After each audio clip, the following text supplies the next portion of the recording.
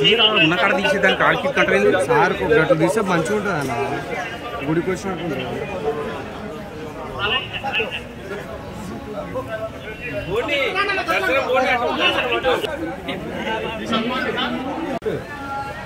Photo అట్లే చూడు నువ్వు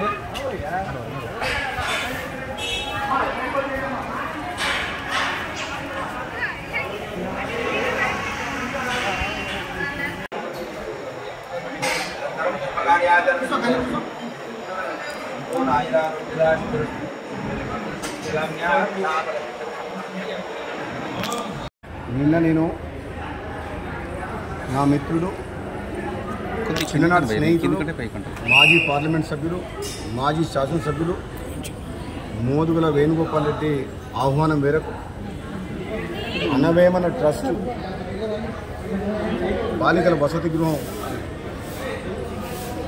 ఒక కార్యక్రమంలో పాల్గొంటేందుకు అక్కడికి రావడం జరిగింది నిన్న రాత్రి. అందులో భాగంగానే ఈరోజు అమ్మవారి కనకదుర్గ అమ్మవారి దర్శనం కూడా చేసుకోవడం జరిగింది. నాపై మొన్నటి నుంచి కొందరు వ్యక్తులు మా ప్రతిష్ట దెబ్బతినేలాగా దుష్ప్రచారం చేస్తూ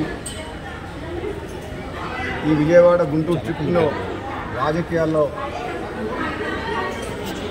ముడిపెట్టుకుంటూ వైఎస్ జగన్మోహన్ రెడ్డి గారిని కలిసేందుకు వస్తున్నట్టు నేను నా సహచర మిత్రులు నా నియోజకవర్గంలో ముఖ్య నాయకులందరూ దాదాపు 200 మంది వెళ్ళినట్టు దుష్ప్రచారం చేస్తున్నారు. అందులో ఎంత మాత్రం నిజం లేదు. కేవలం ఒక సామాజిక సేవా కార్యక్రమం భాగంగా బాలికల వసతి గృహంలో ఒక ముఖ్య అతిథిగా నన్ను పిలిచినప్పుడు ఈ ప్రోగ్రాంకి రావడం జరిగింది.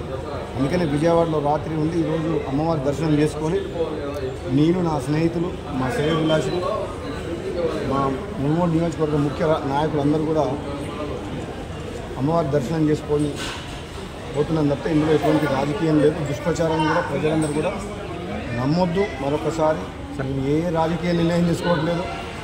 తెలంగాణ రాష్ట్ర ప్రజలు తెలుగు రాష్ట్రాల తెలుగు ప్రజలందరూ అన్నదమ్ములాగా కలిసిమెలిసి ఉండి 2 రాష్ట్రాలు సుభిక్షంగా ఉండాలని చెప్పి